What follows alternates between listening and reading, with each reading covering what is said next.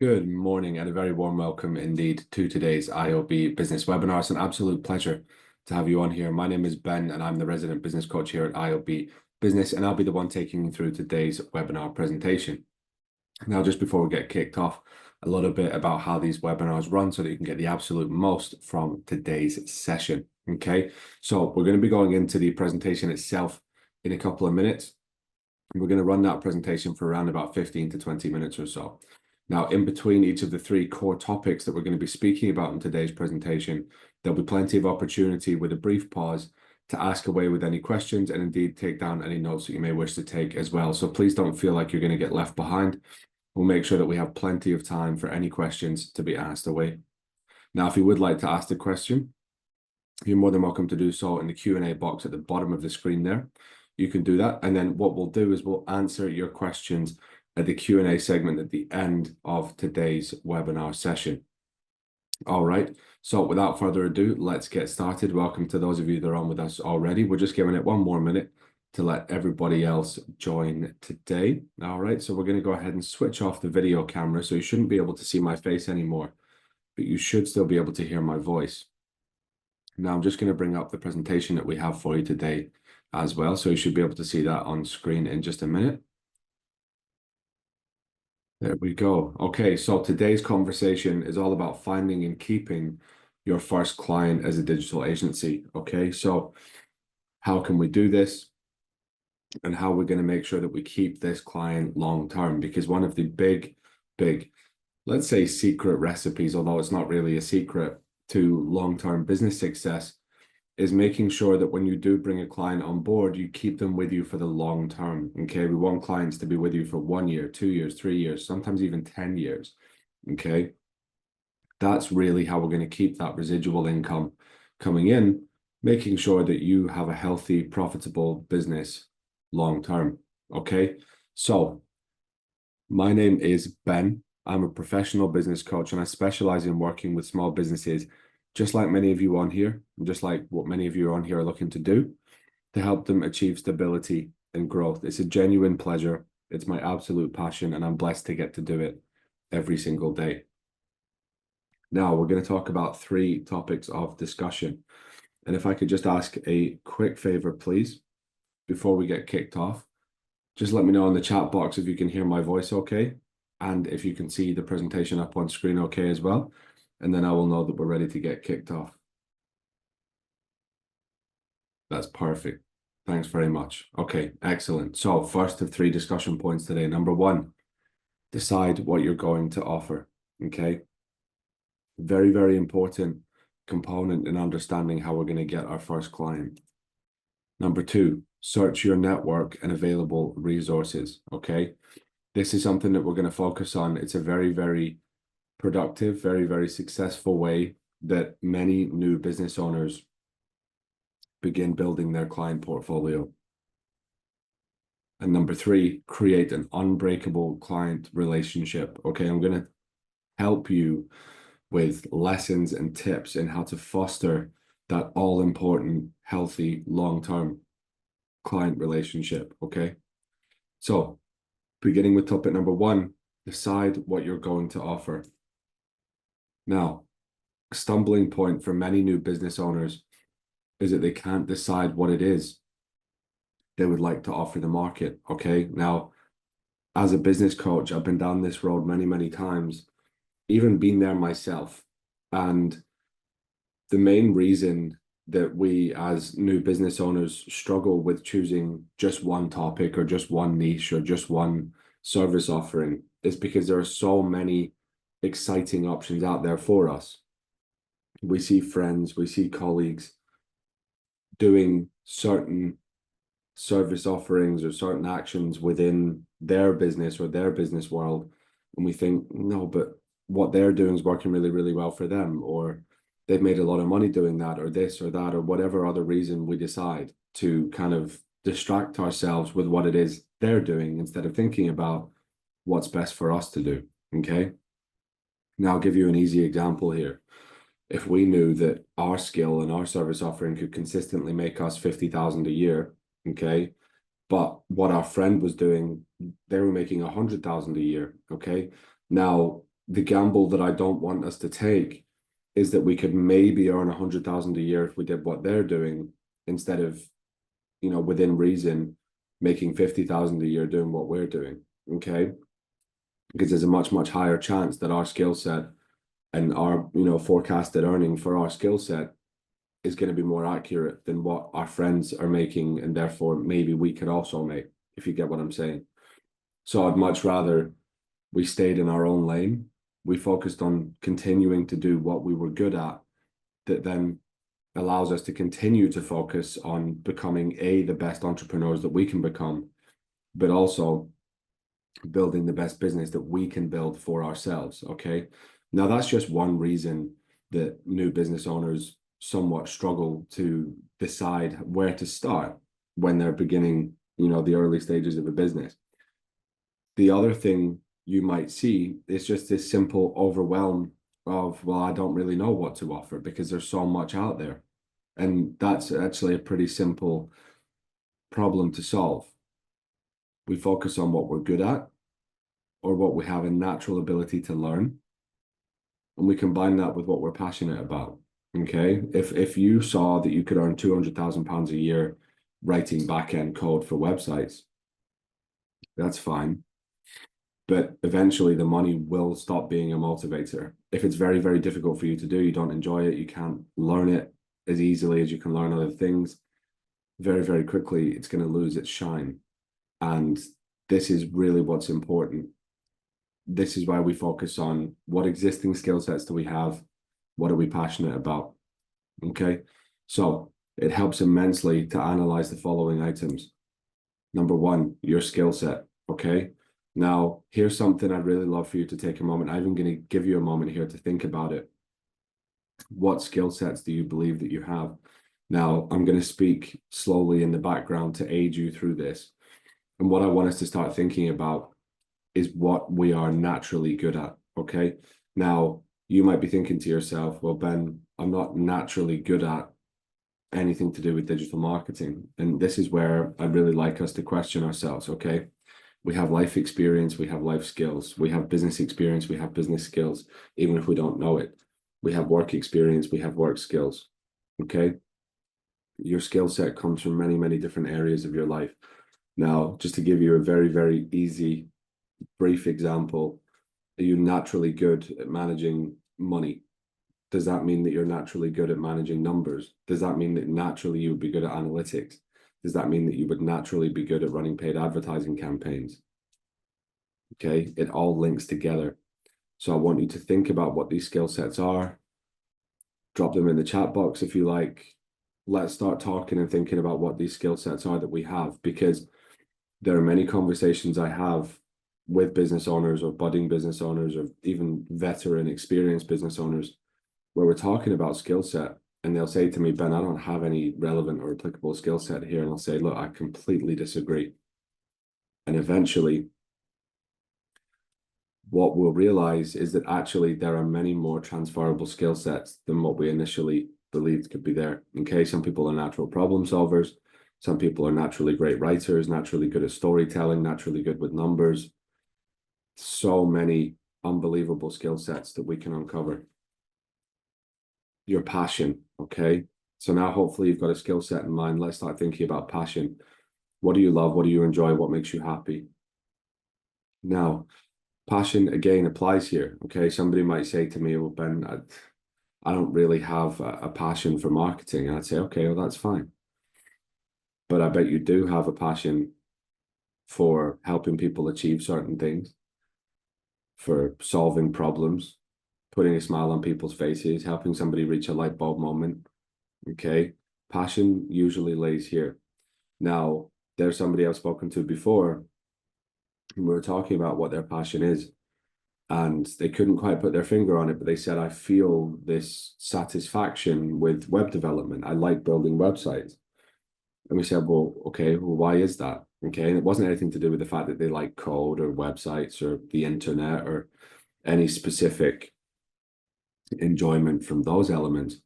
What we eventually realized it was they had a natural passion for design. They like putting things together. And when they felt like they had completed that project, It was a sense of satisfaction. It was a sense of achievement. And this is really where the important part begins to come to light for us. Okay. It's a sense of accomplishment. That's where the passion is.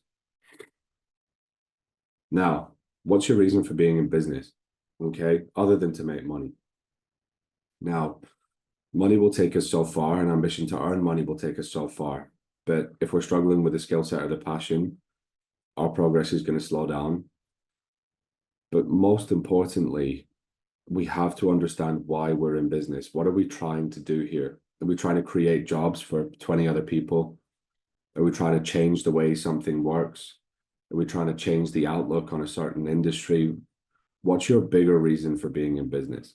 Because that is what's going to keep you around when the money seems to not matter. Okay. Now, I know it sounds ironic for me to say that there may come a point in your business journey where the money isn't going to become as relevant. But if I'd said to you when you'd never earned any money, here's 10,000, okay? 10,000 is going to feel like a lot of money, okay? Let a couple of months go by, all of a sudden 10,000 doesn't feel like a huge amount. So I can give you 20,000. 20,000. That'll be great for 3 months, 4 months, maybe even a year. Again, starts to feel like not very much. Why? Because you want a new car, you want a new house, you want to do a new activity, you want to go on holiday, you want a new membership, you want any number of things, any number of reasons why it's not going to be enough. So there is an important lesson in there. We must know when enough is enough, but your reason must also be greater than money. Okay. Let's have a look at market trends as well. What's happening within a certain market or industry could be influential in how well your business does. Okay. Is there something right now that is trending, so to speak, that you're seeing all over the place? Okay. One may look at it as saturation, another may look at it as a growth market. Okay. So if you see lots and lots and lots of website developers popping up out of nowhere, okay, you could look at it as, wow, this is a saturated market, or wow, the demand is enormous for this type of thing. So upon analysis of these core points, you'll find yourself moving forwards with clarity on the ideal client you would like to target, okay, how to find them, and the type of messaging to use. You need to understand what's your skill set, what's your passion, what's your reason for being in business, and what's happening in the market. Use this to create an avatar almost of the type of client you would like to focus on. So that brings us to the end of topic number 1. I'm going to give us a brief pause now, and I'll rejoin you in just a moment for topic number 2.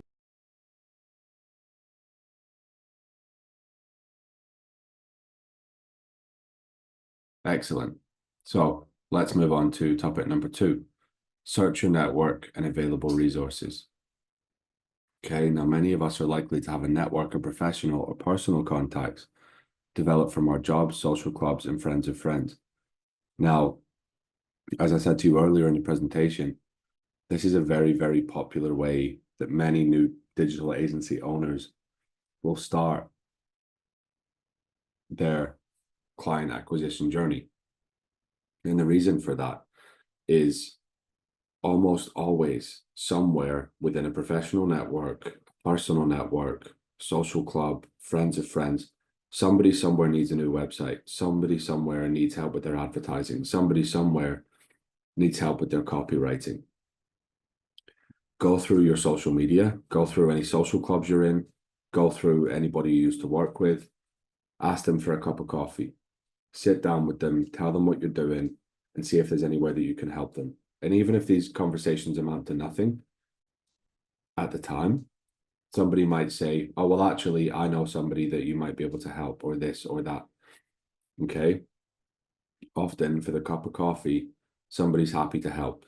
They're willing to extend an arm and say, I can help you with this, I can help you with that, I can connect you to this person or that person.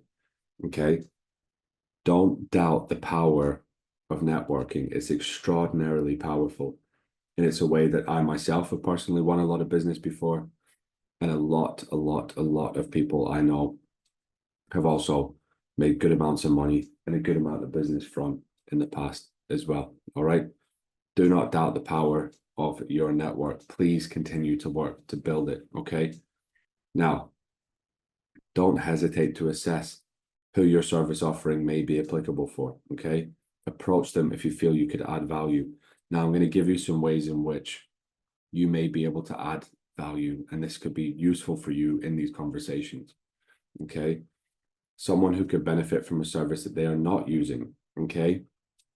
Now, typically, as a digital marketing expert and as a digital agency owner, you will find that you will be working mostly with businesses or small businesses in the beginning, okay?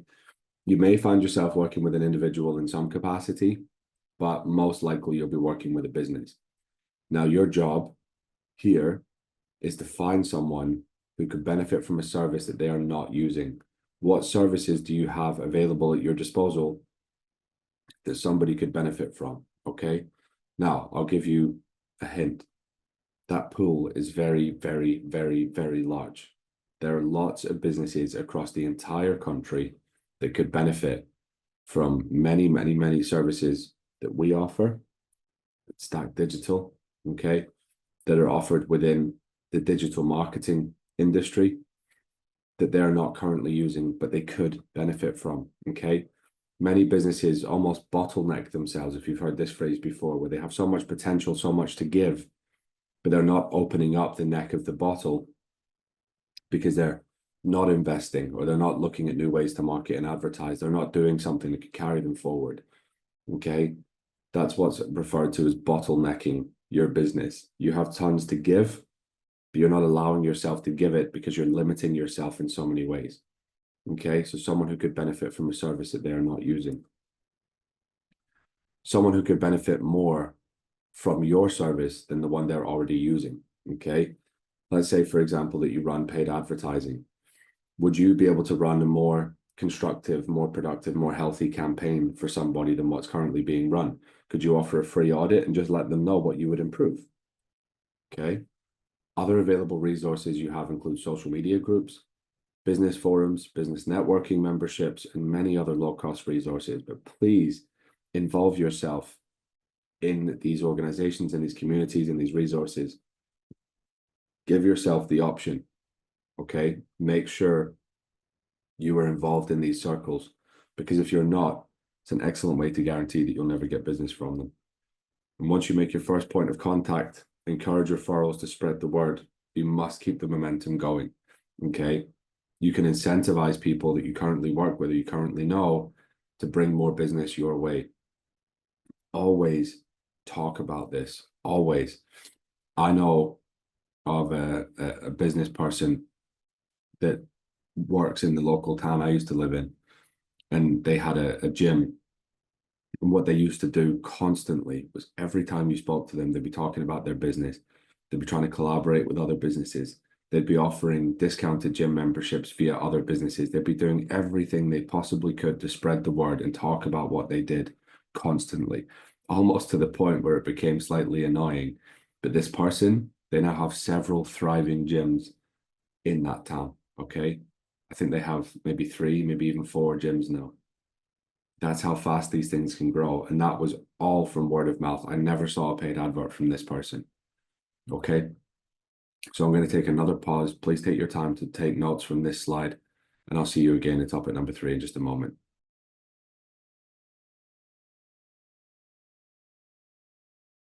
Perfect. Let's move ourselves on to topic number 3 then, the third and final topic of today's conversation: create an unbreakable client relationship.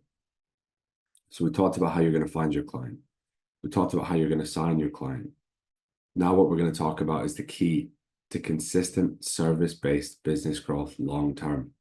It's client retention, okay? It is so much easier for you to keep an existing client than it is for you to continuously search for new ones. And this is how we begin to build consistent long-term residual income. And this is what's very, very important for us to be able to do, okay? Now, if you think about it, what if you brought a client in for 2 months and then you lost the client and you need to go and find a new client and then bring them in for 2 months and lose them and then bring another client in? It's very inconsistent. Would you recommend building a business this way? I wouldn't have thought so. So what we need to do is focus on keeping these clients long term. Okay. Therefore, rapport with your client is absolutely crucial to make sure that they stick with your digital agency for the long term. Okay. Now, how are we going to build rapport? First thing you can do is under promise and over deliver. One of the biggest mistakes I see time and time and time again. Businesses will make a commitment to their client. They will overextend themselves to either win the business or make their client happy. Say their client's currently quite unhappy with them. And they say to their client, right, I'm going to fix this. I'm going to build your website within 3 days. Now, client's happy. Excuse me. Client's happy at the time. You're happy at the time because you're thinking to yourself, well, the client's happy again. Client's happy because they think they're getting a website within 3 days. What happens when you don't deliver this website within 3 days because you have other clients to take care of and you can't build a website within 3 days without working around the clock? Clients even more unhappy than they were before. Please never, never, never overpromise. Okay, always underpromise, over deliver. Regular reporting. Keep your client in the loop. It's really, really simple. Let them know what's going on. Okay, if you allow this wall to build between you and your client, they don't really know what's happening. They're not sure what the latest move is with their campaign. They don't know what's going on. It can become almost incentivizing for you in this sort of strange feeling where you would actually rather avoid the conversation with the client because you don't want to have to go back and explain why you've not given them an update in so long. Okay, now many of you might know that feeling. Please make sure that you stay up to date with regular reports. And don't worry if you've not spoken with one of your clients in a while. It's very, very easy to fix. Just send over a simple email and say, hey, I'm going to start updating you with some basic metrics. Regular meetings. Okay. Now, an inside tip on this one. Don't force meetings. If your client doesn't want to sit down once a week, then they don't want to sit down once a week. That's fine. But what we need to make sure that we're doing is not ignoring our client. Okay. We need to meet with them semi-regularly whenever it's convenient for them to make sure that they're happy. Because if they haven't spoken to you in a while, it's much easier for them to just one day turn around and say, I don't think I'm benefiting from that service anymore. And proactive growth ideas, you would be amazed at how much clients benefit from this. And, also in the reverse, how much it would begin to upset them, so to speak, if they weren't getting regular growth ideas. Because all it takes is for them to hear that their digital agency that their friend works with is always giving them new ideas and new ways to grow. All of a sudden, what you're doing doesn't feel like enough. So please do go forward with proactive growth ideas as often as you can. Now, the more you do for this client, the more impressed they'll be and the more likely they are to stay with your business, okay? And the massive final point, avoid overcommitting and missing deadlines or producing poor quality. It's never, ever, ever worth it. Okay, so that brings us to the end of topic number 3. I'll join you again in just a moment for the recap.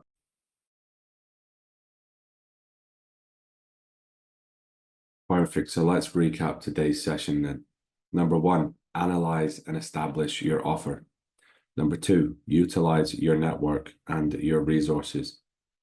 And number 3, build rapport with your client. Okay, so as always, a massive thank you for taking the time to attend today's session. It's been a genuine pleasure. If you'd like to talk to a member of our team, you're more than welcome to do so at iob-business.com/talk. And over here, you can book a call at a time that suits you. So when you follow this link, you'll see a calendar just like this one, and it'll open up the availability for you to book a call with us at a date and time that suits you. Now, I'm just going to take one more final brief pause. I'm going to grab the questions together that I have from you today, and I'll see you again in just a moment. Okay, so 2 questions that we have from today. Thank you very much to those that asked them. Number 1, what's a reasonable amount to deliver? Okay, so I think what we're looking at here is, the under promise and over deliver. And that's a great question. So what I would suggest is something like committing to setting up a great paid ads campaign for them. Okay, then maybe surprise them with some bonus fresh graphic designs, for example. Okay, if you have time. So what you agreed to do was setting up a paid ads campaign. What you've done is set up a great paid ads campaign and given them a little bit extra in terms of graphics and whatnot. Great question. Hope that helps answer. Next question. I'm not 100% sure on my offer. Okay, well, listen, you don't have to be absolutely certain, okay? And it probably will change within reason. So just try and make sure that you have, say, 80, 90% clarity and recognize that it's okay to change or adapt the offer as you're going forwards. Just give yourself something to start with. Another great question, and thanks for allowing me to give that answer too. Do we have any more questions? Doesn't look like we do. Okay, well, as always, thank you very much indeed, and I hope you have a wonderful, wonderful weekend ahead. Take care and bye for now.